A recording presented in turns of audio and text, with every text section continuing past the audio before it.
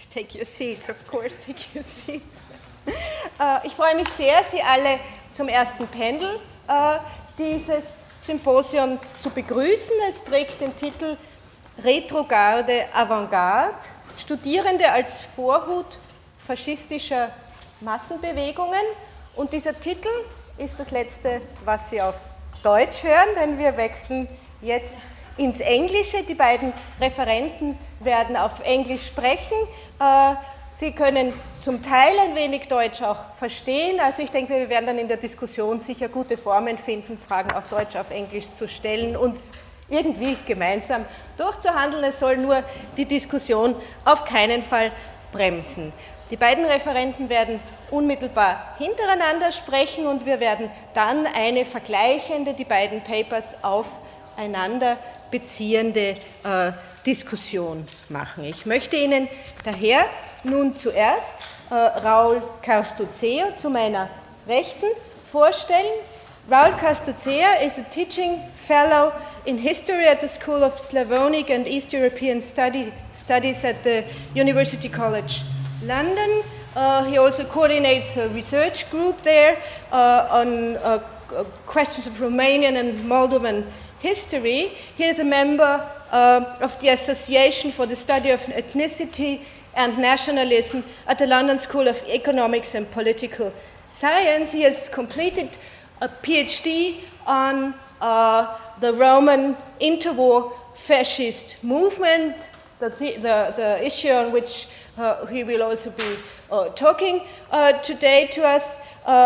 His fields of interests are the development of antisemitism in the 19th century, Romania, fascist movements in the interwar period, and he has also published on extreme rights groups in contemporary Romania, and I'm very much looking forward to his paper, Students Don the Green Shirt, The Roots of Romanian Fascism in the Antisemitic Student Movements of the 1920s. And the teachers have been told that I have 20 minutes, so I won't steal your time, and I'm looking forward to your paper. Thank you so much for the introduction.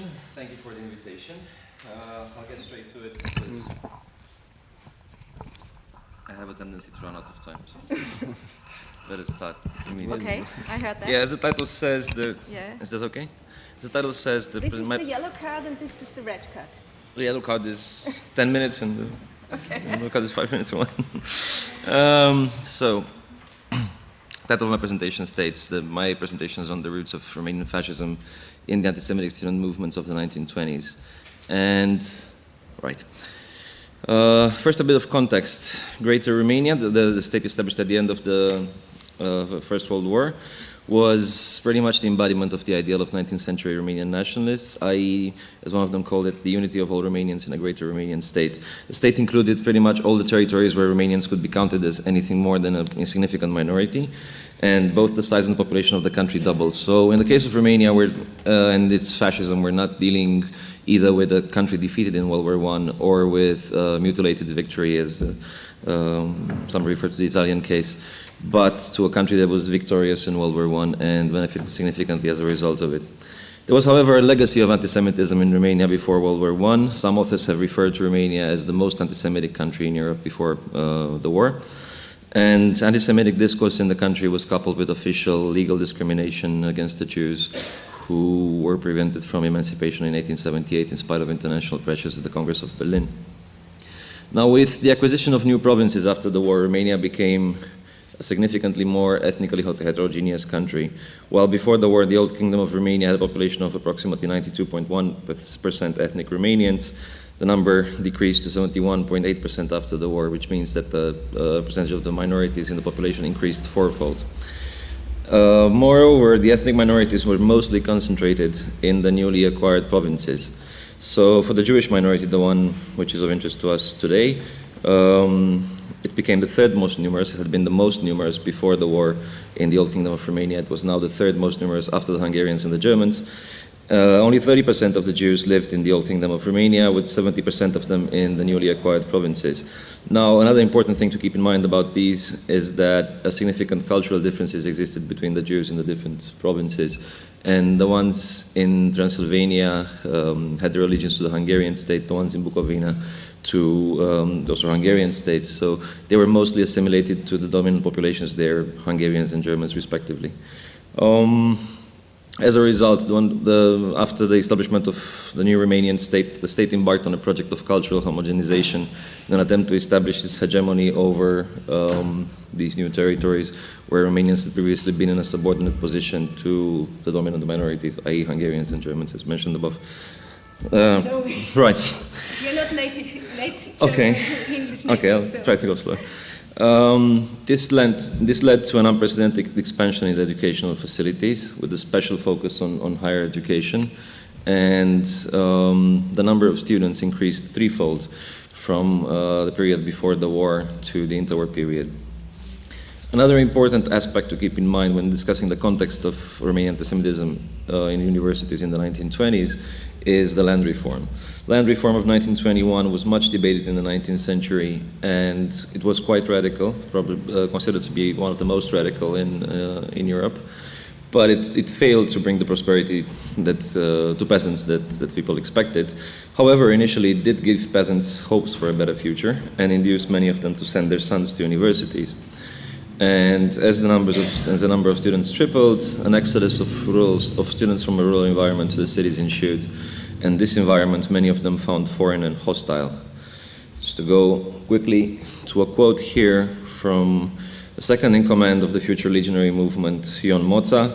I have a picture of him in peasant costume, a picture of him as a law student at the University of Iași, just after passing his PhD defense. I quote, "I broke loose from the cradle of humanity and toil, of bravery and peace that dominated the village of Balșenți. I became a city dweller. Here I struggled in a world alienated from the old customs and invaded by pagans. I wrestled against it and against all its Jews and scoundrels. I hated the world of this second life of mine, and it hated me back mortally as it hated all my legionary comrades and my captain. The old world we do not find anywhere anymore. It was scattered by this new century with its politics and discord, with its forgetfulness of God and its love for foreigners and for all that comes from others. The century which tramples underfoot our way of life with its strengths, its qualities, and its beauties. As such, our soul, left tied to another world, strolls today in a life which is not ours."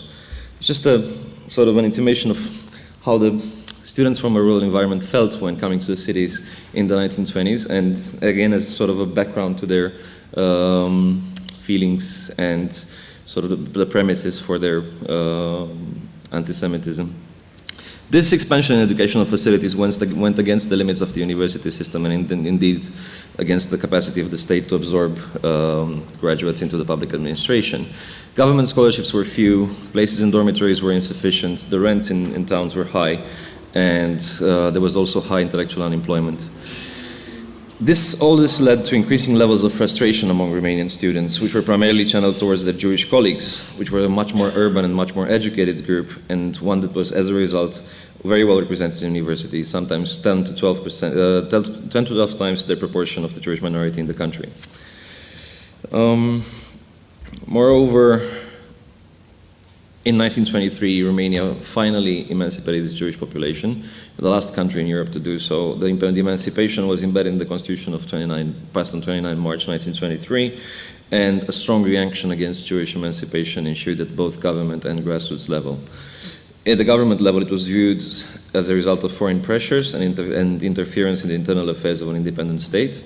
Two prime ministers, Ion Brătianu and Artur Voitoianu, resigned at the Paris Springs Conference rather than sign the Minority Protection Treaty. And at the grassroots level, the students reacted to Jewish emancipation by strong activism and street violence directed against Jewish colleagues. Now, it is, just as a summary, the way I view anti-Semitism in light of the challenges confronting Romania is as sort of a transferring of the problem into a clearly identifiable agency.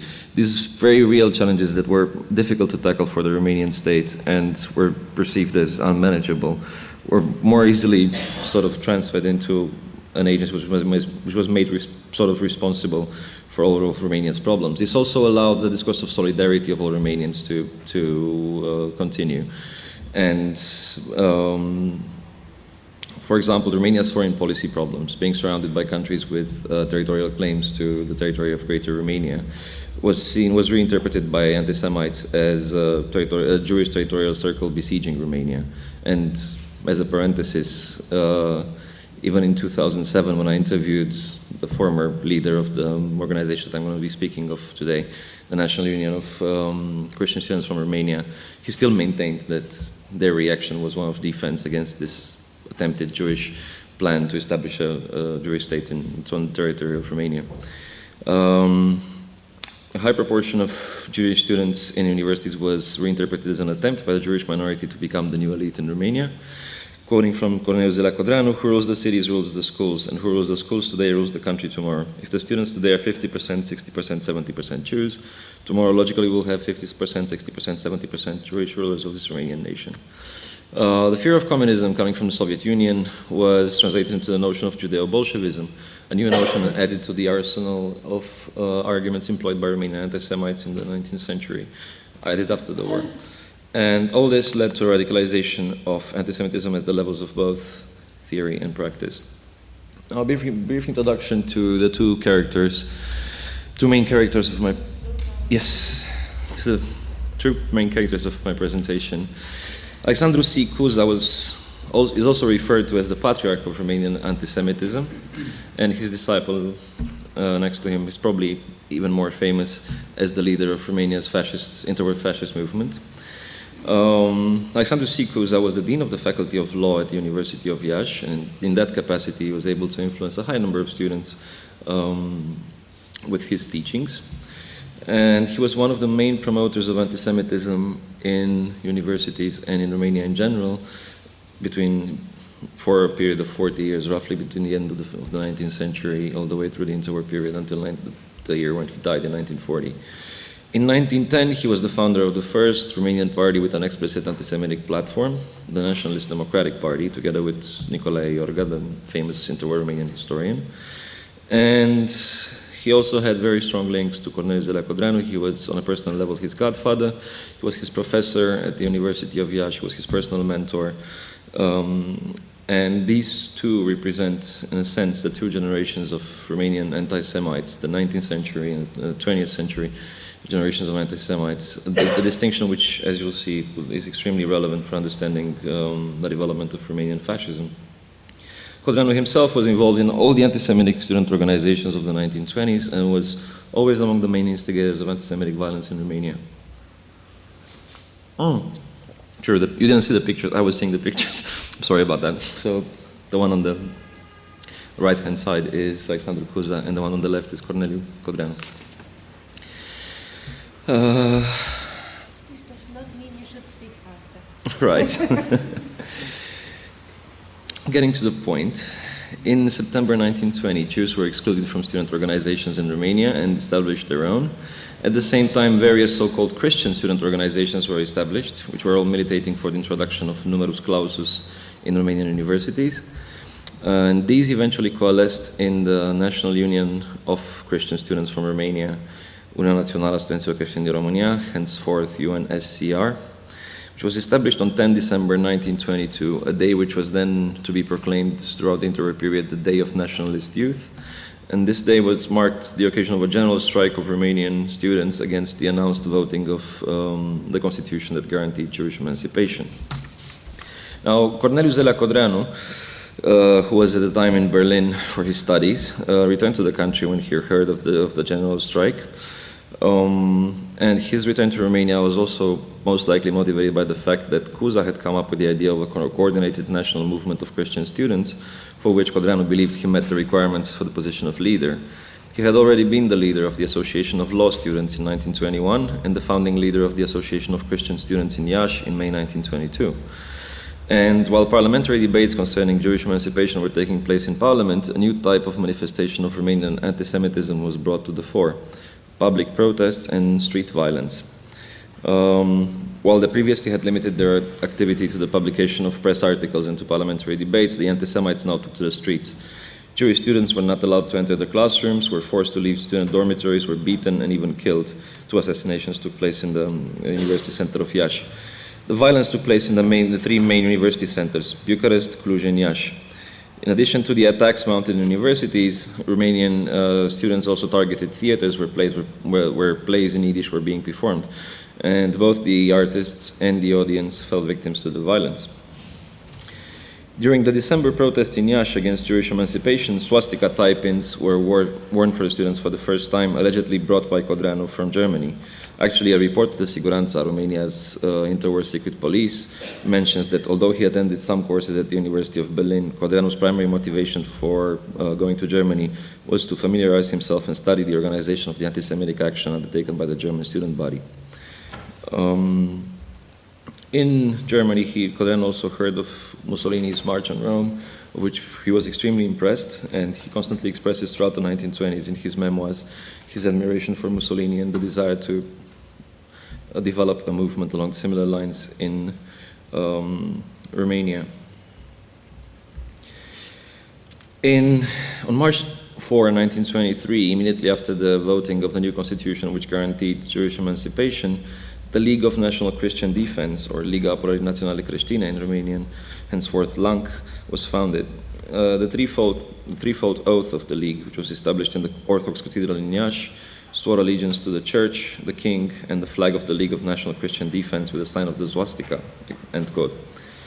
The League was under the leadership of Cuza, and Codreanu was responsible for the organization of its youth section at the national level.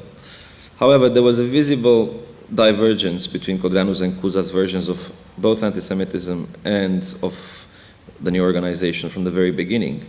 The difference deepened in time until the mentor and his former student became outright enemies. Cuza was an anti-Semite of the 19th century who lived through the period before the war when the anti-Jewish legislation was extremely effective. As a result, he preferred political action and wanted LANC to function as a political party. Codreanu was suspicious of politics in general, and he wanted to organize it along the lines of a disciplined movement functioning according to the principles of direct action and based it on unconditional obedience to the leader.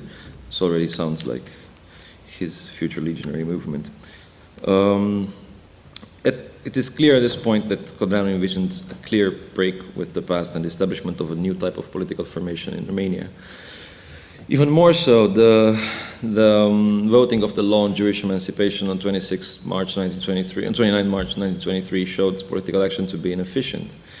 And although the activity of LANC was primarily manifested through nationalist student congresses, and it was from this point on met with police opposition. Before, some observers from the democratic press had claimed that the police had not intervened in the case of violence against Jews. From this point onward, the police was more active in countering student violence. As a result, after one attack on a Jewish neighborhood in Iași, Codreanu was arrested for the first time, and his imprisonment only led to a further radicalization of his plans, including these plans including a planned assassination of, I quote, representatives of Jewish power, as well as the traitors of the national cause accused of selling out to the Jews. So the representatives of Jewish power he intended were prominent bankers, journalists, and a rabbi, total of 6, and also a total of 6 Romanian government ministers who were accused of voting the new constitution. The plan was unrealistic, and all the 6 students who were involved in the plan were arrested on 8 October 1923. The plot being revealed by one of the students. You see the 5 in the center are the future founding leaders of the legionary movement. At the time, all 5 of them were involved in the leadership of various student organizations and in the national leadership of the National Union of Christian Students. And the one further to the right is the traitor, the one who revealed the plot to the police. Although the plan was unrealistic, the press gave the plot extensive coverage. Their imprisonment, followed by the publicity surrounding the trial, brought Codreanu and the rest of the group to fame. Letters of support from individuals and from various student associations emphasized their perceptions as, I quote, martyrs of the nation in its struggle against the Jewish invasion. The 5 students came to call themselves Văcăreșteni from the Văcărești prison in Bucharest, where they were imprisoned, and as I said, they later came to represent the they later were the 5 founding members of the Legion of the Archangel Michael. In prison in 1923, so anticipating by 4 years the foundation of the Legion, Codreanu started planning for a new movement to function within long structures but with different purposes of education and combat, as he writes in his memoirs. On 8 November 1923, the name the Archangel Michael was chosen for the movement, partly inspired by an icon in Bucharest prison, which was to become the sacred relic of the organization later on. The movement was envisioned from the very beginning as a movement of moral regeneration and rebirth, which is in line with Roger Griffin's definition of fascism as a palingenetic form of populism, ultranationalism, the palingenetic, the rebirth element being emphasized in Griffin's definition. The 5 students were, going back to our presentation, the 5 students were acquitted in spite of the fact that Moța, Codreanu's future second in command, shot Vernichescu, the student who revealed the plots to the police while in prison. And following Moța's later, the other 4 students were acquitted. Moța was acquitted later, and following Moța's acquittal, Codreanu killed the Iași police prefect, Constantin Manciu, considered responsible for the persecutions of nationalist students, as Cuza would say, terrorizing the Christian student body to give satisfaction to Jews. Now, one would expect that in Romania, political assassins wouldn't exactly enjoy popularity, but in spite of these assassinations, the assassinations only contributed to the further fame of the group, and especially of Codreanu. There were massive mobilizing efforts carried out by national student organizations in support of the imprisoned students, and his acquittal led to nationwide popularity. The pictures you have here is one of the steps of the Iași courtroom where Codreanu shot Manciu, and Manciu's blood on the steps. The other one is from Codreanu's wedding. I don't know if the swastika is pretty clear. And the crowns they're wearing have the swastika, which would be absolutely blasphemy from the Orthodox Christian point of view. Especially important since the legionary movement will always claim their extreme religiosity. I didn't include the wedding invitation, but the wedding invitation mentioned that the wedding will be followed by an anti-Semitic festival to take place on the streets of Focșani, the place where the wedding was held. And actually, the secret police in Romania mobilized for the event because lots of anti-Semitic student organizations from throughout the country were invited to this anti-Semitic festival on the streets of Focșani, and many Jews left the town for the event. The democratic press identified this glorification of the assassin of a police prefect as the beginning of political terrorism in Romania, and this feature would later become a distinctive feature of the legionary movement, the movement which sort of introduced systematic political terrorism in Romanian politics. Following Codreanu's trial and acquittal, a wave of anti-Semitic violence ensued, with Jews being attacked, beaten, or thrown off trains, especially in Moldova and Bessarabia, the areas with the more numerous Jewish population. Skipping a bit. As I was saying, this moment witnessed an escalation of violence against the Jewish population, and from individual attacks against Jewish colleagues, nationalist student organizations started committing organized violence against the Jews. The Congress of Oradea in 1927 is particularly famous. It took place between 6 to 9 December 1927. About 6,000 students participated in it, and they devastated Jewish homes, Jewish shops, and the synagogues in Oradea, destroyed the Torah scrolls, and carried out various attacks against the Jewish population in the train stations to which they passed on the way to and back from the Congress. The population was extremely enthusiastic about the students and about the program, providing them with axes and hatchets.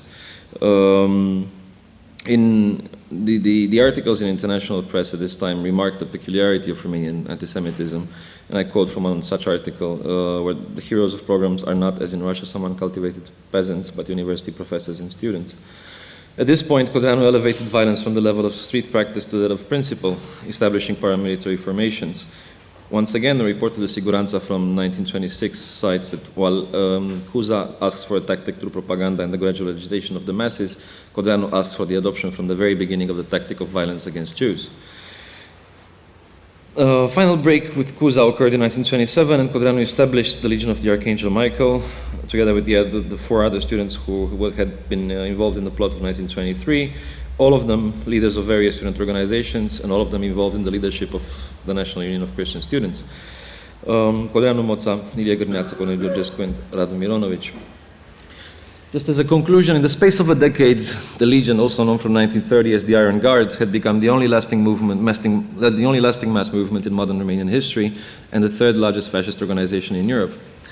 The legionary movement, moreover, was no imitation of Italian or German fascism, but had a clearly autochthonous character, feature on which I'd be happy to answer questions, because I know I'm not going to get through explaining why it was clearly autochthonous. Leading scholars of fascism, such as Ernst Nolte, to describe the movement as the most interesting and the most complex fascist movement, or Stanley Payne to call it the most unique of the entire fascist genus, except for the German Nazis. The palingenetic project of the Legion was understood as a spiritual revolution, and its anti-materialism, extreme anti-materialism, led to a rejection of the Italian and German variants of fascism, and then to the legionary proclaimed superiority over them. Picture here is of Codreanu's entering parliament for the first time in 1931 when he was elected as a deputy in Neamț. The person next to him is the leader of the Bucharest University Center, Traian Cotiga, who was also at the time the national leader of the National Union of Christian Students from Romania. And final slide. Established by 5 students, the movement came to enjoy the overwhelming support of Romanian students, who in the 1930s constituted the proudly self-identified backbone of the Legion. A report of the Siguranța dating from 1934 noted that all local chapters of the National Union of Christian Students were at that time firmly under legionary control. And moreover, the support of the so-called new generation of interwar intellectuals were pivotal for the popularity of the movement. These started supporting the movement in the 1930s. Ever since then, the movement benefited from an aura of respectability, and the contributions of intellectuals sort of led to even more popularity among the students. Again, I'll be happy to answer questions on that, because I know it's not a sufficient explanation. While different from the racism of the NSDAP, and it's focused on cultural and religious aspects, antisemitism always constituted a central and permanent feature of legionary rhetoric and actions. Within Romania, the representation of the Jew as an arch-enemy put forth by the legionary movement constituted the most comprehensive and radical version of antisemitism in the country. To anticipate these components of the legionary representation of the Jew in a brief enumeration, the Jews were made responsible for Marxism, communism, democracy, liberalism, individualism, corruption, poverty, alcoholism, social inequality, cultural backwardness, immorality, atheism, rationalism, cosmopolitanism, pacifism, and even ecological issues.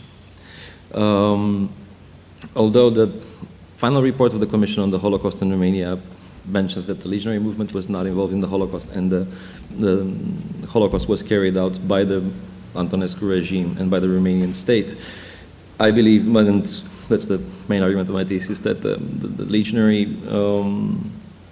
version of anti-Semitism represented a more radical version than all previous ones in Romania, and directly led to a radicalization of anti-Semitism in the country, which then manifested with its full brutality in the Romanian Holocaust. And a few concluding pictures from the last student congress in interwar Romania in 1936 at Târgu Mureș. All student congresses were forbidden afterwards because of the violence at the Congress, and until 1940, when the legionary movement took power. So, the Bucharest Student Center marching, and final picture from legionary funeral with students arranged in legionary uniform in the shape of a cross. Thank you. Okay, many thanks.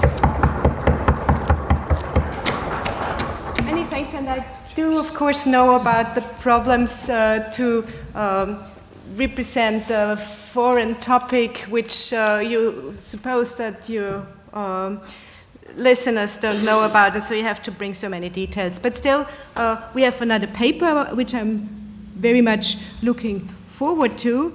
I want to present to you Grzegorz Krzywiec. I hope I didn't do much harm to your name. He studied political sciences at Warsaw University and earned a PhD at the Graduate School for Social Research in Warsaw. His research fields Polish intelligentsia at the turn of the century, from the 19th to the 20th century, anti-Semitism in Poland in the European context, opponents of anti-Semitism and the assimilation of Polish and East European Jews. He also has worked on the Dreyfus affair, and he's mainly in cultural history.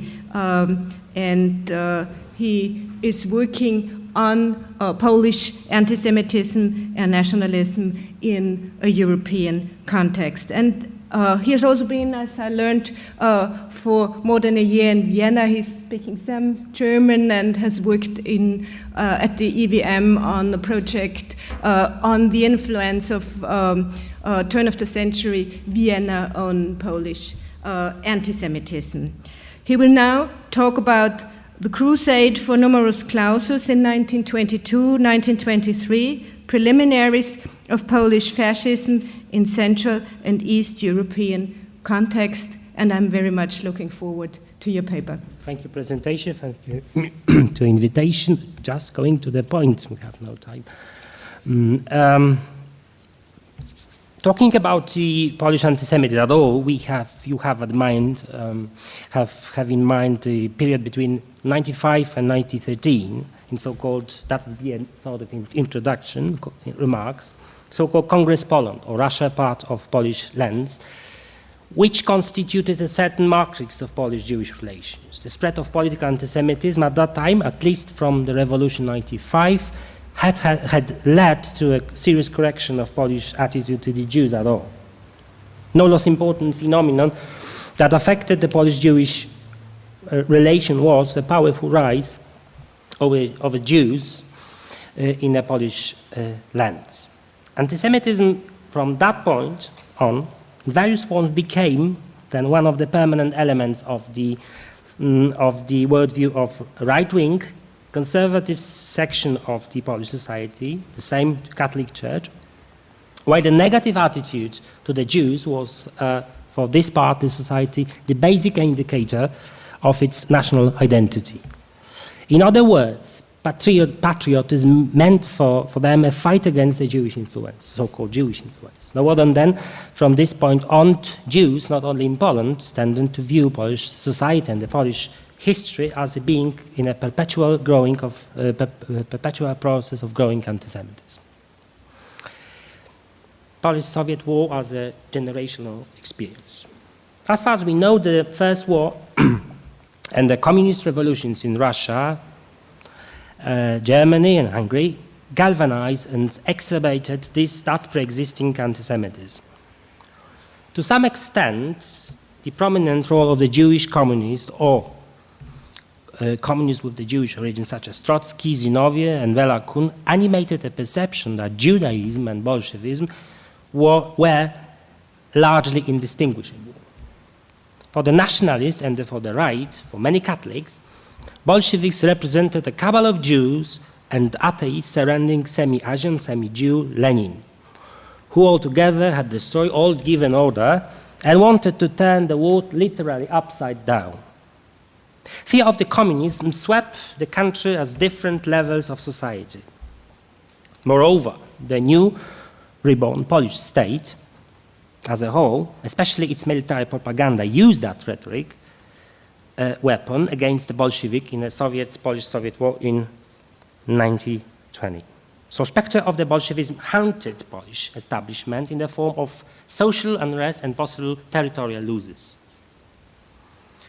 What is more interesting fact about the youngs, for many of them who voluntarily attended Polish Bolshevik War, historians estimated this participation about 80% of the whole student body. It was a brief but the most intense experience of its life. Therefore, the Polish-Soviet War, more than any other conflicts of those days, among others, in so-called independent wars or reconstruction wars, had an essential place in a young nationalist worldview. This brief but severe experience did much to accelerate and radicalize anti-Semitic and anti-Marxist attitude among young Polish nationalists. Whatever else it might say, the young generation was above all a child of this turbulent atmosphere of those days. In that sense, the years 1918 and up to 1923 marked a crucial watershed in the Polish politics and the most and foremost in the politics of Polish right. So, on one side then, the Second Polish Republic has been constituted a parliamentary democracy in which Jews had been granted civil and political rights and liberties. On the other, political antisemitism was, from the outset, played in Polish life a significant, if not a crucial, role. From the outset, two competing visions of New Poland would determine the situation of Polish Jewry. One was the Roman Moski, chief leader of national democracy, the main party on the right, that envisioned Poland as national state ruled by ethnic Poles, where it had no room for Jews and for other minorities. The other, of Józef Piłsudski, vision mirrored Poland as rather regional political power and expensive multinational and to some extent multi-confessional reality in which Jews could be included as a loyal minority. Roman Moski achieved a profound influence on the young nationalist generation. As a former Polish diplomat dealing with international elite, he presented a more sophisticated anti-Semitic analysis of world affairs that had previously articulated by any of his party colleagues. Moski radicalism, which means social Darwinism as well eliminationist anti-Semitism, highlighted the tension between conservative anti-Semite and the young radicals in national democracy. Yet while Moski conspiracy theories have some influence upon modest national democrats or all national democracy, his authority at this time had primarily been upon the radical anti-Semitic fringe of this party. At the early 20s, he was alone in offering himself as a politician of a challenge to the post-war establishment who could embody a new idea. It is, of course, still the question which concerns the sociology of this right-wing radicalism, whether nationalist voters were agreeing completely or in part with the proposition that there exists an international conspiracy, Jewish conspiracy, to undermine Christians and Aryan values in Europe. Which is important because the term was openly discussed and widely propagated in mainstream nationalist propaganda. So-called a necessary defense against the threat of growing Jewish supremacy was shared by hardly whole political right. From this side came thus first proposals to abandon an existing policy that had been recognized internationally as well, which I mean a small Versailles Treaty. Anti-Semitic slogans were immediately matched by deeds. Though at the national state level, a constitutional level, New Polish Lad adhered openly to ideal of national state formed by the French Republican model.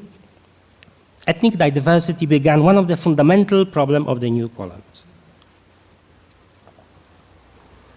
From the very first days of the independent Polish state, the national democratic movement, the largest mass movement on the Polish scene, called to curb in some way the political and civil rights of Polish minority.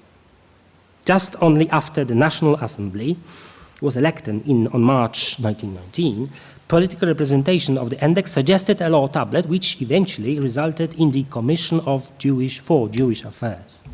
The aim was, as it was stated, to take, I quote, comprehensive examination of the Jewish question and the presentation of conclusions so derived with a view to resolving the problem, end of quotation. Among national democracy, the group which deserves the most attention in terms of the new politics, which I mean violence and violent propaganda altogether, was All Polish Youth, established in spring 1922. That's one of the first publication of this movement, which was constituted a year or two earlier, but established as organization in 1922. From the outset, the group was closely linked to other radical and extreme groups of national democracy. For example, I give you two examples.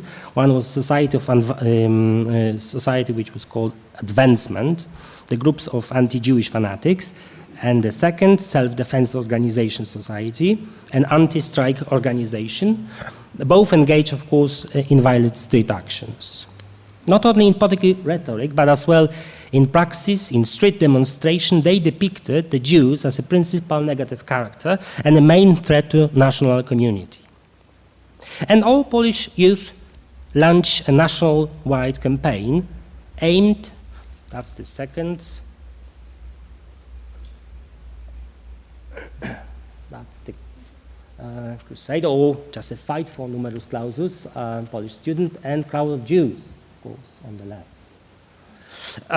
All Polish youth launched a national-wide campaign aimed at forcing the government to introduce legislative measures for Jewish quota. The campaign lasted 4 or 5 months. It started with a mass student demonstration at Lwów, Lamberg, Lviv University at November 1922. This pattern was to be repeated at all Polish universities. Eventually it failed, but as a matter of fact, at university, especially in these regions where the index was dominated political force, a sort of informal numerus clausus was implemented. I give you an example of a city of Poznań. At the new university, new state university, established in 1919, a percentage quota was introduced in 1919, and it lasted until the Second War. In Poznań was about, in 21, was about 3,000 students. 93% of them, that was Christians or ethnic Poles, and 37, that was a Jewish origin. That means 1.4% of the, which means numerus nullus, in fact. One could risk a hypothesis that the universities became, in 1920s, not only the testing ground for the national democracy discriminatory legislation, but as well, that's the main motive, anti-Semitic motive, sorry for the quality of that, main motives in the national press about and on Jews. But as well as was formed the first wave, the Polish fascism. As Szymon Rudnicki, the leading Polish scholar of Venezia, has pointed out, there was at least 3 stages of this campaign. The Black Hand, or Jewish Hand. 3 stages of this campaign. Firstly, at university, young nationalists with support from national democratic deputies called for numerus clausus law.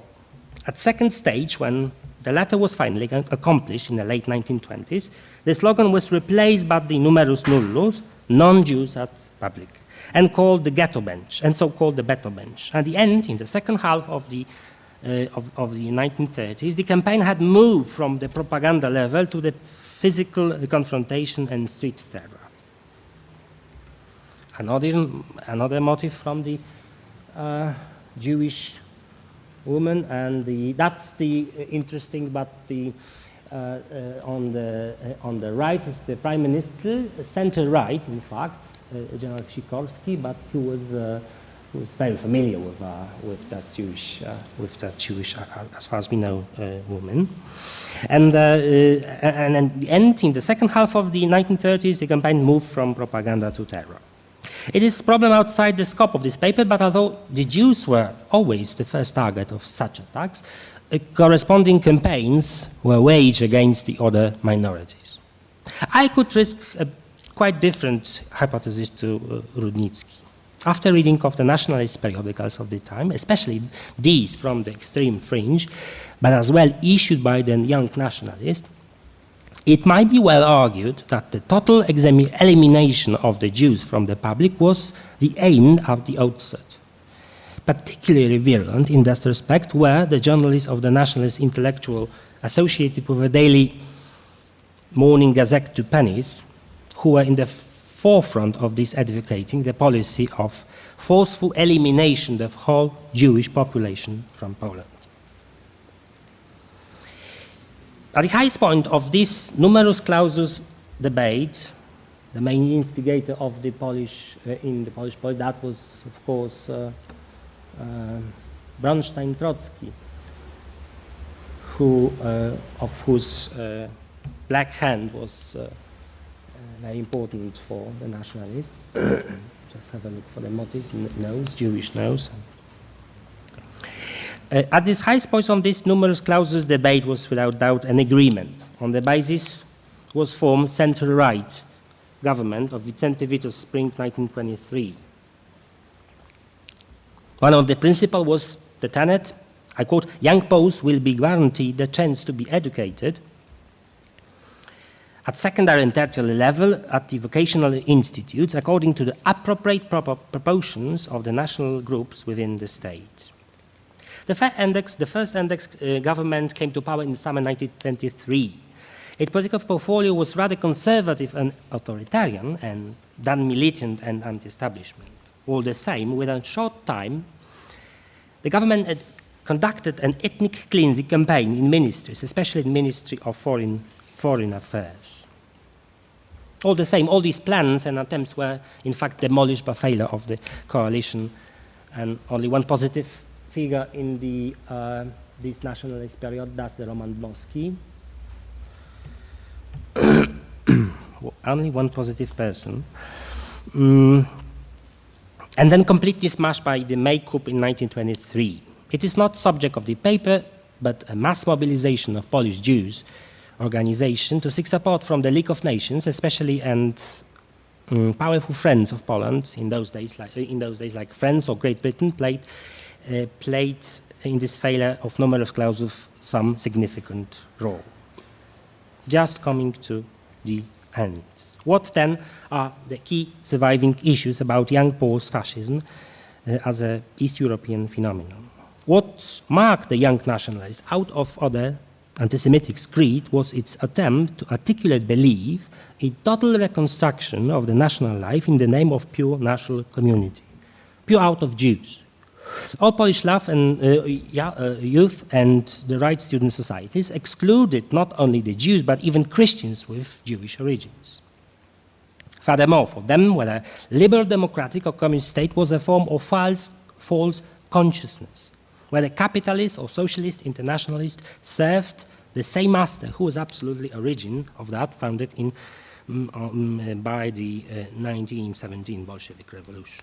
And most of the leaders fight against this enemy in 1922. That was the first nationalist generation which fight with the Jew communism. I think the most comparisons with Romania would be the most instructive in this respect. The early Polish fascism was born under the sign of militant anti-communism mixed up with radical anti-Semitism. One could even assume that the young generation of nationalists emerged from this Polish Bolshevik war. The second point arising my approach concerned the ideological importance of these periods. It has been established that fascist movements possess very different ideological bases. I would risk here a problematic hypothesis that the Polish fascist process in its early manifestations was essentially secular, that's still Numerus Clausus at the debates or in cartoons. On the right is, of course, Polish student, on the left is the Jewish, how they deal with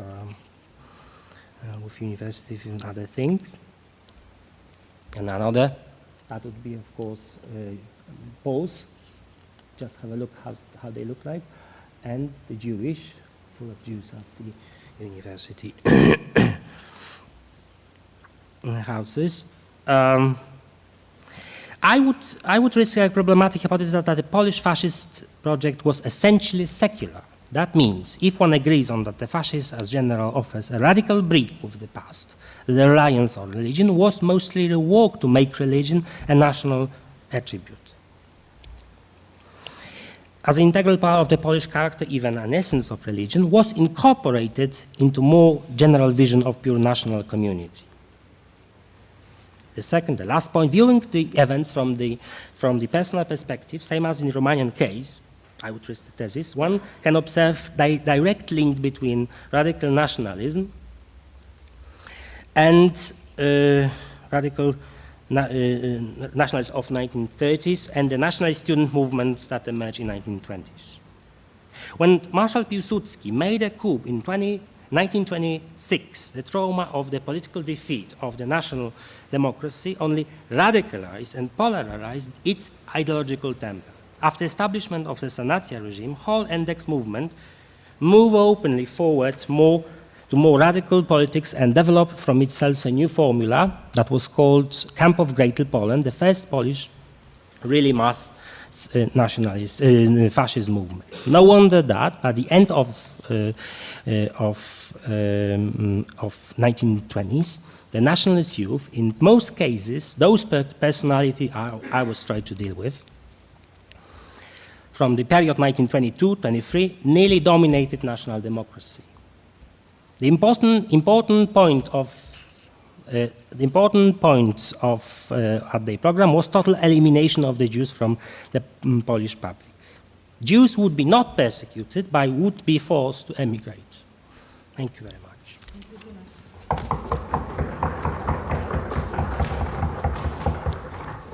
Thank you very much, and also many thanks for already starting with comparative remarks, which will immediately lead us into our discussion. But maybe as those are both topics maybe not familiar to all of us, I want to give the opportunity to ask questions of clarification to both our paper givers. Are there such questions? Or did you get everything? Ja. Aber hinter dir. Okay. Gerhard Botz und dann die Kollegin hinter. Okay. Thank you. I have questions of clarification for both speakers, and thank you. And I think they really are in wonderful dialogue, those two papers.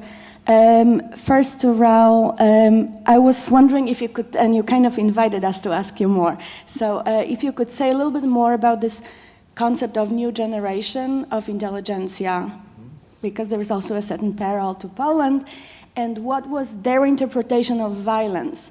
You talk about students purposefully using violence as a tool in political struggle for a certain vision of rebuilding the nation, but is it a temporary tool that when the goal are achieved, I mean, how do they conceptualize it?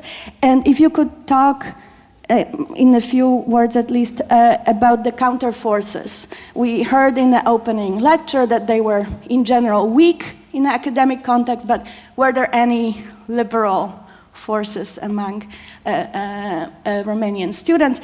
And to Grzegorz, I think I missed, because there was so much going on, if you could restate this transition in your interpretation from what you said was the decidedly secular nature of this early fascism to then what you call the clerical movement, and is it a transition to different leadership, or are these the same leaders that go through this transition? Is it kind of for the purpose of gaining momentum among the wide circles of Polish students, or is it a kind of deep thought through transition? And I just wonder about your thesis with Rudnicki from kind of this project becoming more radical with the time. I wonder if this is still not to be upheld in light of what you said. It seems to me that those initial leaders might have had a very radical elementary project from the beginning, but when they are really just a marginal group, and later they become a mass movement, and that's when it becomes, yeah. So, well, I guess not a question, just a comment. With the third question, absolutely agree with that. I'm sorry for that. Okay, but first to Raul. I'll start with the last question, with the liberal opposition. There was definitely liberal opposition in the 1920s, but unfortunately increasingly less during the 1930s. In the 1920s, even in the context of student organizations, you can see in the context of student congresses, for example, you can see some groups of students belonging to the National Liberal Party or to the National Peasant Party, which the National Peasant Party was probably the most left-wing democratic political force in interwar Romania. You can see clear opposition from them to the nationalists. As we go into the 1930s, the student body becomes overwhelmingly nationalist, right-wing, and the liberal voices are silenced either by force, cases of attempted assassination of a few editors of democratic newspapers, or simply by co-option in the case of many intellectuals. So by the end of the 1930s, a recent book in Romanian by Marta Petreu does sort of a count of the intellectuals in interwar Romania, and her list of intellectuals who were right-wings, who were involved with the legionary movement either as sympathizers or as full members, is considerably longer than those who were not. So by the end of the 1930s, this betrayal of the intellectuals with regards to Romania's democratic project is ever more evident. Nevertheless, even all the way to 1937, the year when the religion sort of established its dominance in Romanian universities, there are isolated voices like the rector of the University of Cluj, Traian Bratu, who was consistently opposed to the fascists, and as a result, he's attacked and wounded on the street by legionary members in 1937. So there always were dissenting voices. The problem with them is that they were rather isolated and individual than organized or expressing a coherent sort of anti-fascist stance. Whereas the others, the new generation of intellectuals, and now I'm getting to your first question, definitely expressed a coherent ideology that favored the legionary movement and was in favor of fascism. With regards to the issue of violence, now, what I try to do in my presentation is, I don't know if you're familiar with Irina Livezeanu's study of cultural politics in Greater Romania, probably the best monograph written on the subject.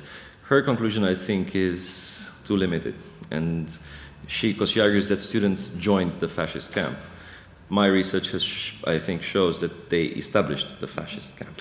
And this is because I think Livezeanu did not do any research in Romanian archives, and Romanian archives were not open at the time when she carried out her research. But now with the archive of the Secret Service in Romania open, strangely enough, most files about the interwar period are still in the Secret Service archive, although they shouldn't be. So with the Secret Service archive open, you can see a lot more on the legionary movement and on student organizations in the 1920s, 1930s. What I found, my research wasn't interested in students. I was interested in the fascist movement in Romania.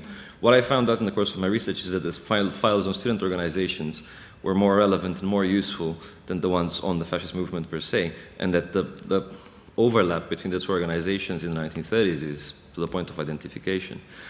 And as to the issue of violence, the bit of and the new generation was indeed self-proclaimed, defined in opposition to the previous generation of intellectuals, and they found themselves aligned with developments in the rest of Europe at the time.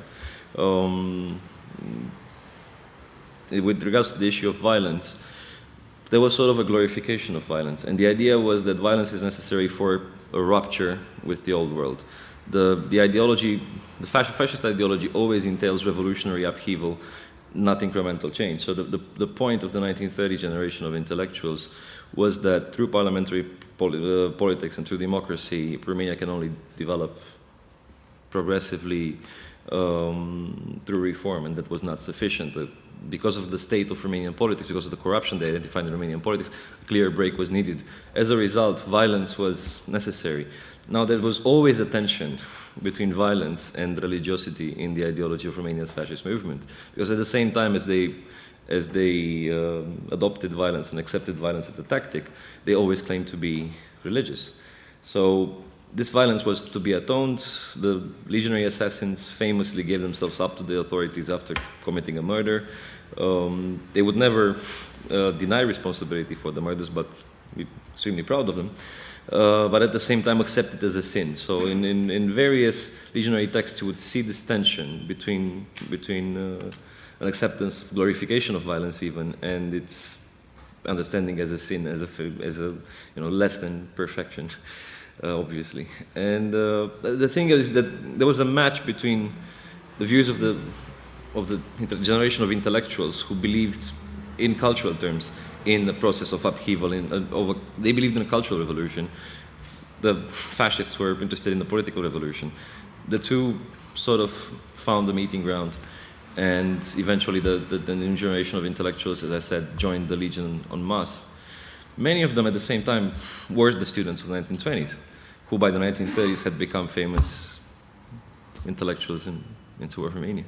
Thank you for those clarifications, and I have also two questions for Grzegorz. I think it was about those two transformations between secular or from secular to clerical perspectives, or the other way around, and also the question about the transformation from marginal to mass movement, if I got the questions right. Thank you.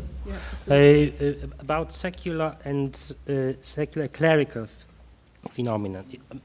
I think, in fact, it's a big question in Polish history, and it's a question of the late 1920s. And frankly speaking, I'm not good.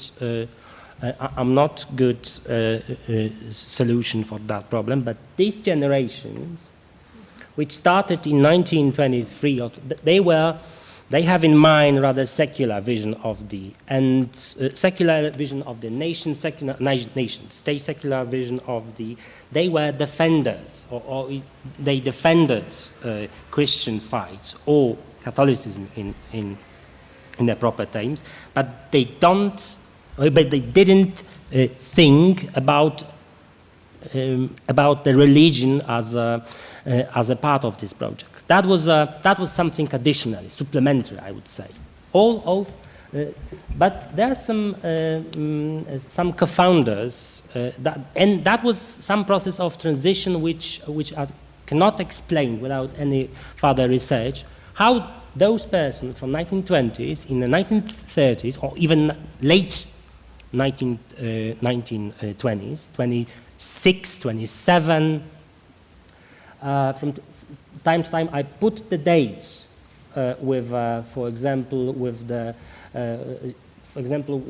person with the name Zdzisław Stal. Was a chairman, or one of the chairmen of UP, which in English is Camp of Greater Poland, and then was a spokesman or a chairperson of the clerical fascist organization. And it's the process in those personalities, in some of those process of transition from the secular to the clerical project.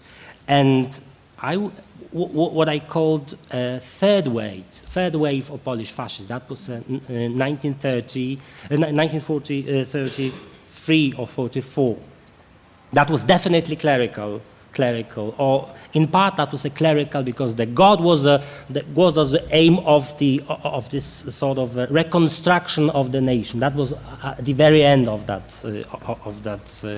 process, and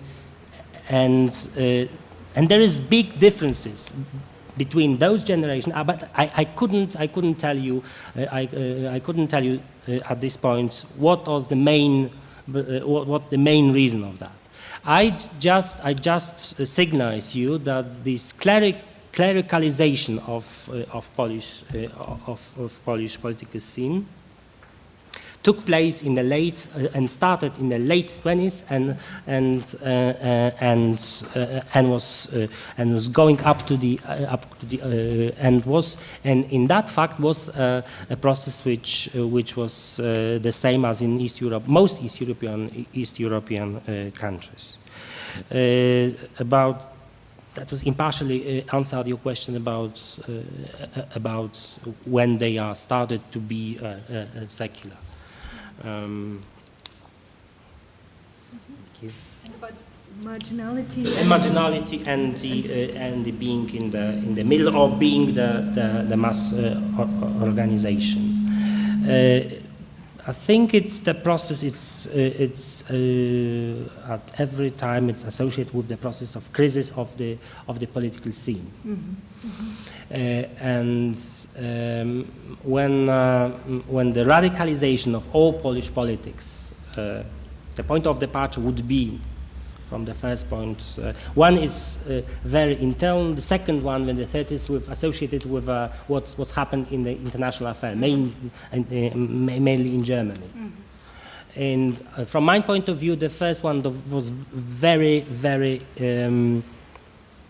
Polish one. I mean, there are some Polish realities, some Polish conditions that would explain. In the second one, that is much more associated with radicalization, in a sense, in economic conditions that extremely change into the worse, and that put all those people, all those personalities, all those on the head of the nationalism, and that explain in a way a radicalization of the rights of Polish. I think of right of all right in Europe.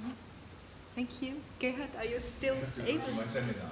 Okay, I'm sorry. It was a minor question. Yeah, okay, thank you. I have a question to both speakers. With my question, You want to wait for the microphone? Yes.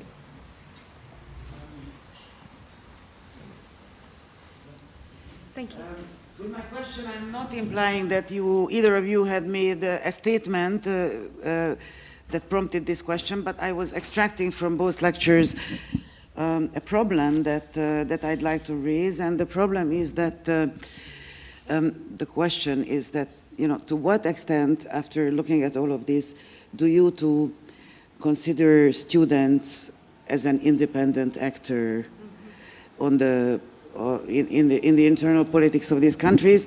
And the reason I'm asking this question is that I've done quite a bit of research on Numerus Clausus and university anti-Semitism in Hungary, and there was quite a bit of student militancy and anti-Semitism in that country.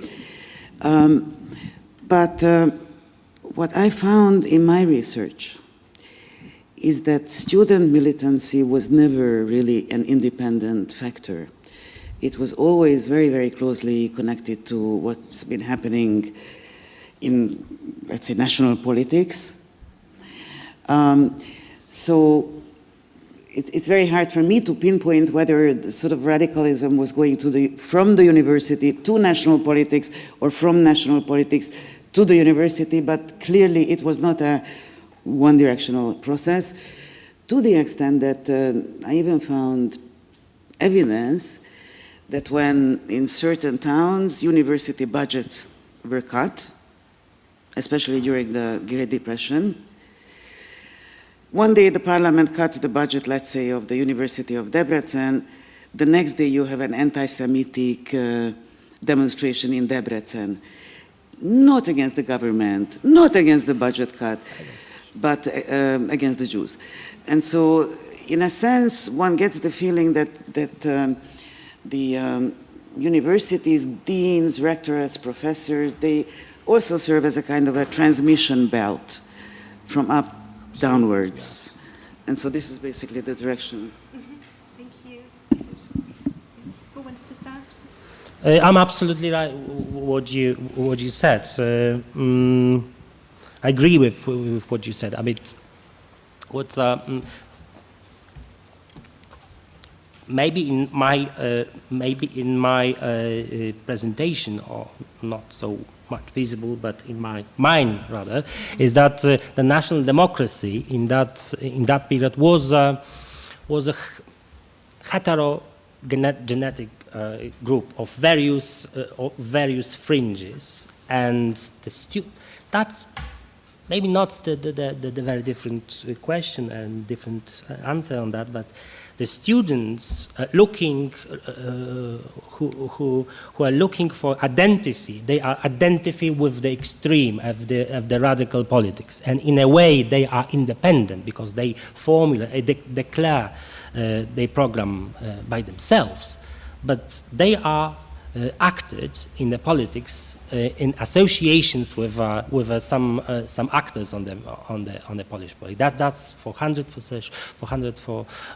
and what you said about 30s, that's a lot of examples of that. When in one university was cut the lax, and there is a lax of some resources for. There was the second day that was strikes, demonstrations, riots, putting a fire under the Jewish houses, of course, not the government or not the person responsible for that. That is my just a simple question, a simple answer. Thank you. Raul, you want to comment? I would definitely agree in the case of Romania that this is the case. However, I think a slight sort of nuancing of how I view the Romanian situation is the fact that indeed students were instrumentally used by the Romanian state for its own purposes. Now, in my research, I don't think the purposes of the Romanian state were anti-Semitic. I think the state wanted to draw attention away from certain problems, and what you said earlier, that yes, a budget cut would be followed by an anti-Semitic rebellion, not necessarily orchestrated by the state, but because for the students it was easier to protest that than to protest the cut, over which they had no power. And on the other hand, one reason why the students were particularly useful to the Romanian state during the interwar period was to justify the constant state of emergency in the country. The National Liberal Party controlled the elections in the interwar period mostly through imposing every now and then state of emergency. Now, for the state of emergency, the perfect justification was a student pogrom. So whenever a student pogrom would occur, this would act as the justification for imposing the state of emergency and for introducing rule by decree. And in that sense, they were instrumental, but in that sense, they were also sort of independent of the state, not acting as agents of the state, but acting sort of being used by the state, but not acting as agents of the state, if that makes sense. And eventually, when I consider the legionary movement to be primarily born out of a student organization. Of course, it's much more than that when it develops into a mass movement. The point of a fascist movement is to be populist and therefore to be cross-class, to have a cross-class membership, and the Legion definitely fits that. But it is developed out of a student organization. And eventually, Romanian students in the 1930s are opposed to the state.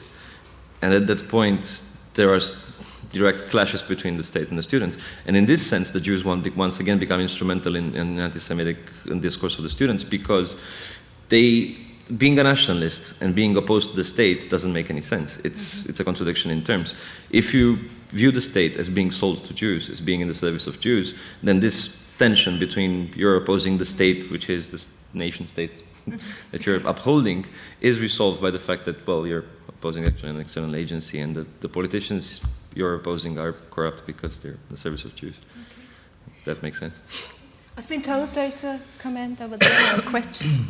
Okay, I have a quick question about the paper on Romania. I was wondering, and since this is being sponsored by the Wiesenthal Institute, I've always been struck by the fact that one of the most prominent propagandists for the legionary movement, Mircea Eliade, went on to a very, very distinguished academic career in the United States. The University of Chicago pulled strings with the State Department to make sure that he could stay in the United States. After the expiration of his visa, they established a special department for him to head. The University of Chicago in 1985 established an endowed chair in his honor, the Mircea Eliade Chair, which still exists.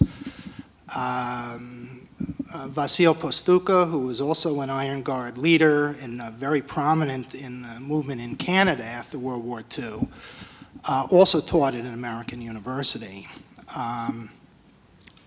Eliade was the recipient of many, many honorary doctorates from American universities, and not only from Christian denominational universities and Jesuit schools like Loyola University of Chicago, but the most prestigious American schools like Yale University. Kingman Brewster, when he was president of Yale in 1966, gave him very, very high praise when he bestowed this degree. Eliade never concealed his Iron Guard background, and in fact, in his autobiography, is very clear that he still considered this an honorable movement.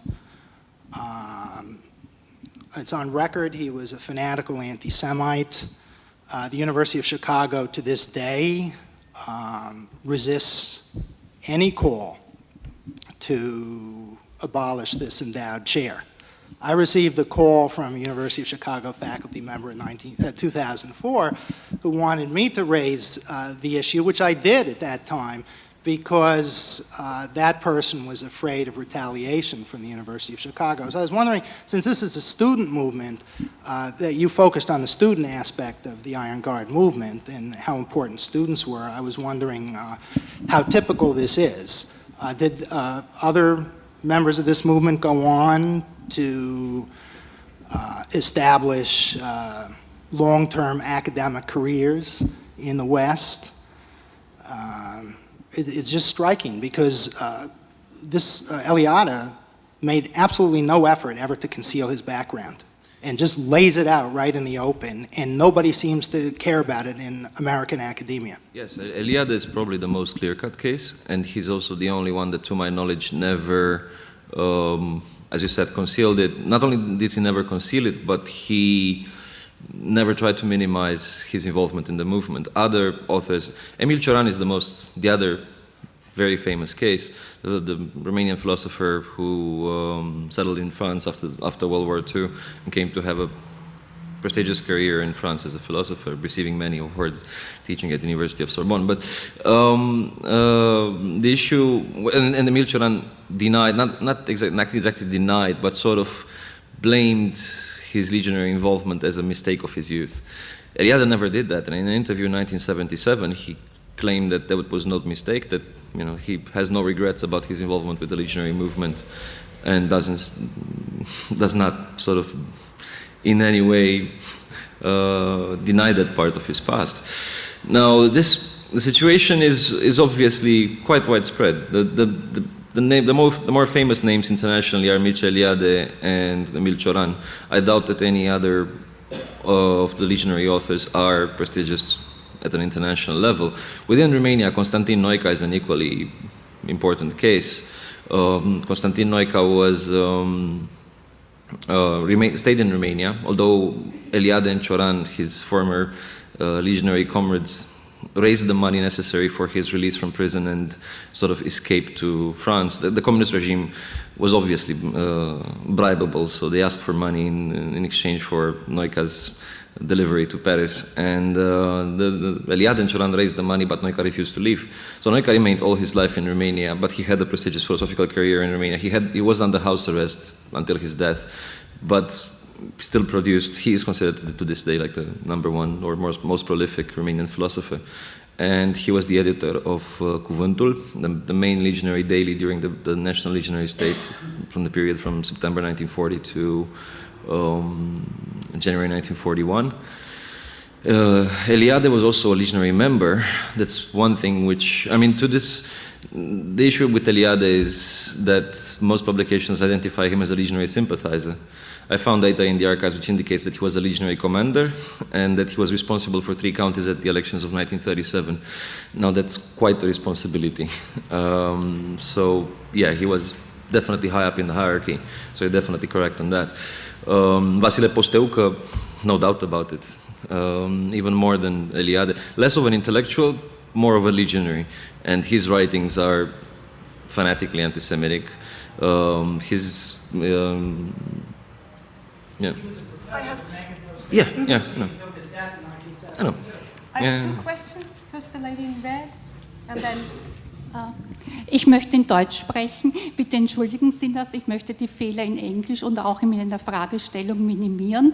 Für mich spitzt sich in allen 3 Vorträgen jetzt die Frage zum Phänomen der Herkunft der Studierenden aus dem katholisch-bürgerlichen, groß- und kleinbürgerlichen Milieu einer Exklusion der Proletarier aufgrund der finanziellen, ökonomischen Möglichkeiten und auch der sozialen Schicht und die Zuspitzung des katholisch-konservativen Milieus gegen das Judentum und die Überzeichnung gegen Antisemitismus, dann noch die soziale Frage, das Aufkommen der sozialistischen, sozialen Bewegungen, die eben von der sozialen Schicht getragen wurden und auch von einem jüdischen Führer gekennzeichnet sind. Und diese 2, 3 Zuspitzungen und Phänomene kristallisieren sich, manifestieren sie sich an den Universitäten aufgrund der Herkunft der sozialen Frage und auch in der Politik, in dem Aufkommen der politischen Bewegungen und im Aufkommen vom Faschismus, Nationalsozialismus. Und da ist es die Frage, in Deutschland hat Jürgen Falter gezeigt, die Hitlers Wähler, dass Proletarier, Arbeiter vermehrt Hitler weniger gewählt haben. Dankeschön. Sure.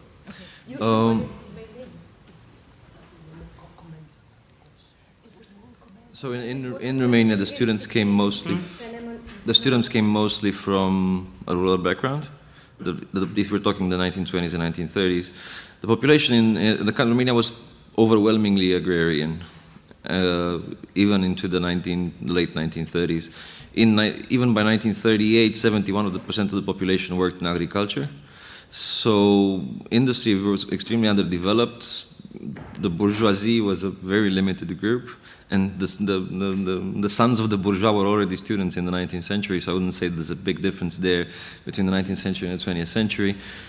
The proletariat, it becomes, I mean, it sort of is, I wouldn't say an insignificant force, but it becomes relevant at the end of the 1930s. And if I would be to answer where were the students coming from, I would say the rural countryside, agriculture. And one thing you constantly come across is, this is part of their appeal to the population, is that they are close to the population, they understand the woes of the population because they are part of it, they are the sons of peasants, the first generation of urbanites. As for religion, Romania was 92% Orthodox Christian in 1900, and the situation didn't change much. Well, it changed a bit with the incorporation of ethnic minorities, but ethnic Romanians, the correspondence between ethnic Romanian and Christian Orthodox is almost 100%. So if you look at the census of 1900, 91.8% Orthodox Christians, 92% Romanians, ethnic Romanians. So the correspondence is, as Catholicism in Romania was not, among the ethnic Romanians was not widespread. So the predominant background was Orthodox Christianity. In fact, the legionary movement is the only fascist movement in an Orthodox Christian country that ever, well, amounted to anything, obviously. Just a couple of remarks. Impulse, of course, most of them are Catholics, ethnic Catholics. Most of them, all of them are. That the main contributors to the two important academic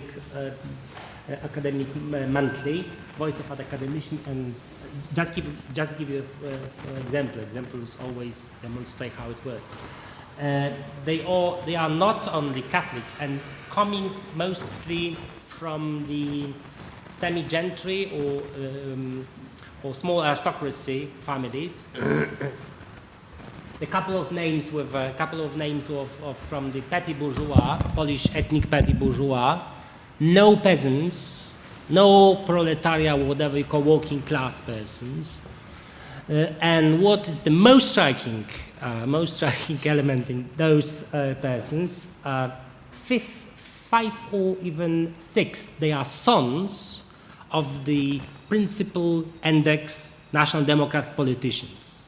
For example, Zdzisław Stal was the son of the Lvov, from Lvov region, Galicia region politician and ex-politician. The same with Stanisław Piasecki.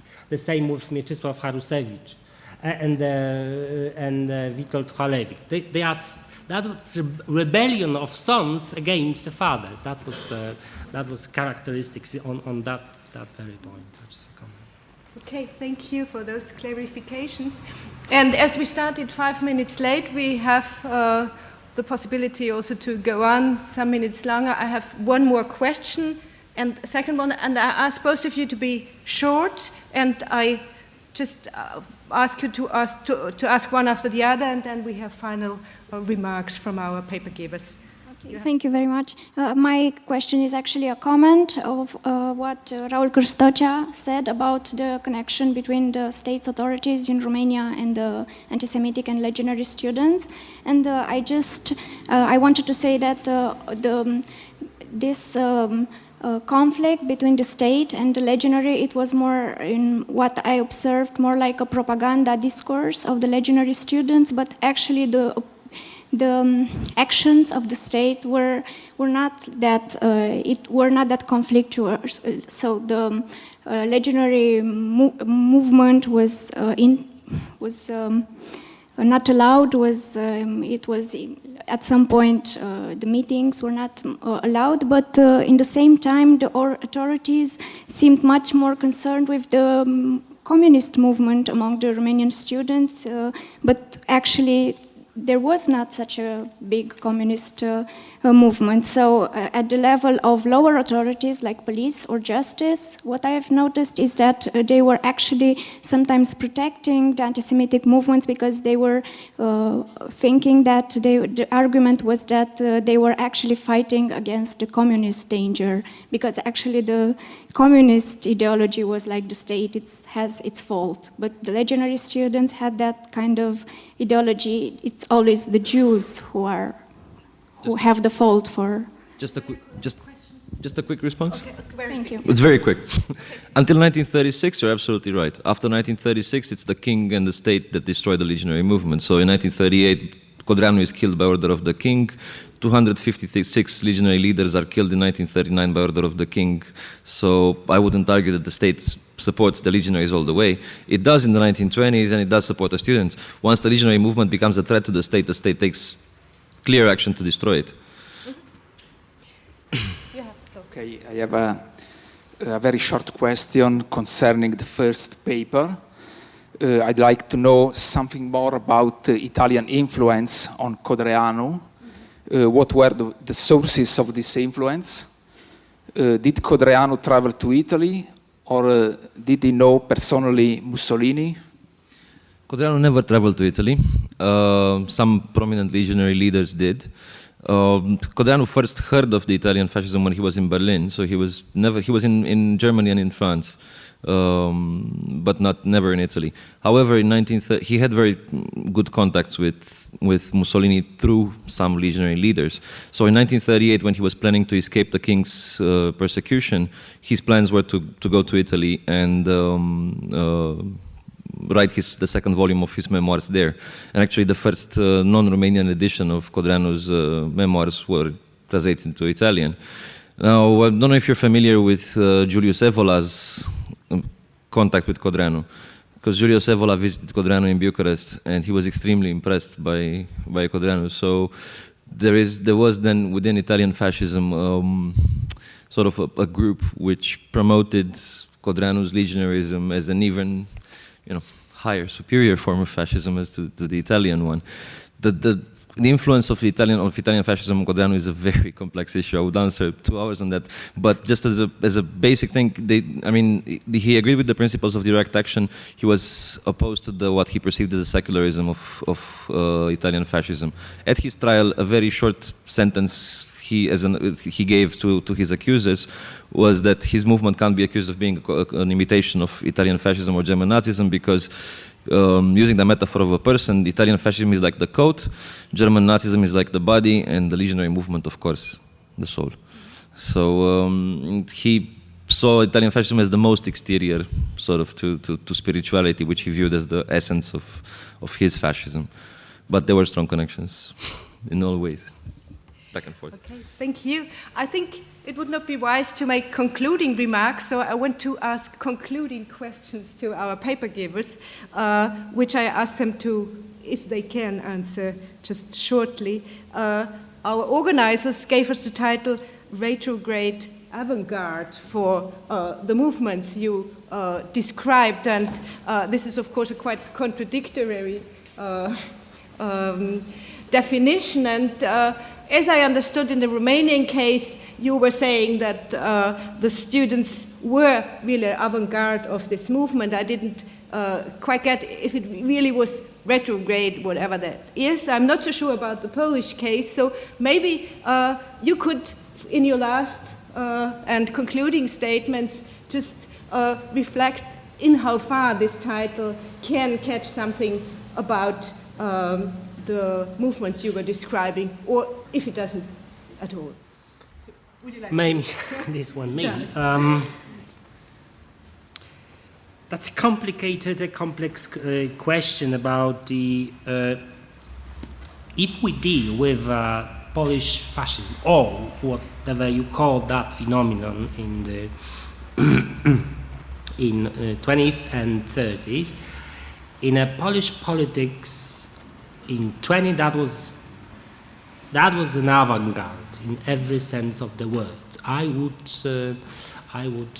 in the propaganda methods, in using the violence, and I think in the ideology. I treat those complex ideological projects as maybe not retrograde, or conservative projects or conservative modern, but like an anti-enlightenment modernity. Try but in the late 20s and late or early 30s, the pictures are more complicated because it became a new element. That was a religious element, mystical element, which is much more in the Romanian case developed. In Polish, not up to the, and that was a bit clerical as well. And that's the complicate my answer to your question. I would rather say that we need some sort of a periodization of the movement, and as well having in mind what it's up in the international politics. That affects very much what is that was not questioned to me, of course, but I give you another example. Those guys, 3 of them, went to Italy, and one of them even translate doctrine of the fascism into Polish. But in early 30s, they tried to look much more at what's happened to Germany. Then next to the Italy, and as well to Romania, when Codreanu, for many of them, was of course Polish origin. That was not true. That's partially true, but Ukrainian much more. But they like to be. But the hero had to some Polish element in that. That's first the periodization that is an influence of the foreign politics or foreign affairs. It is important. Well, yes, that's the nature of fascism, retrograde avant-garde. I mean, the main debate within studies of fascism has been whether fascism is reactionary or revolutionary. The answer is both, and what authors are tending to agree that the so-called new consensus in recent studies of fascism is centered on this Janus phase of fascism, on the one way looking backward and one way looking forward. The case of Romanian fascism might not be so popular, not be so familiar to everyone, but if you think of the Italian case, the first case, the sort of like the original case of fascism, there were so many references to the ancient glory of Rome, and at the same time so much modernity, so much emphasis on development, on plans of modernizing the countryside, turning Italy into a proper modern country.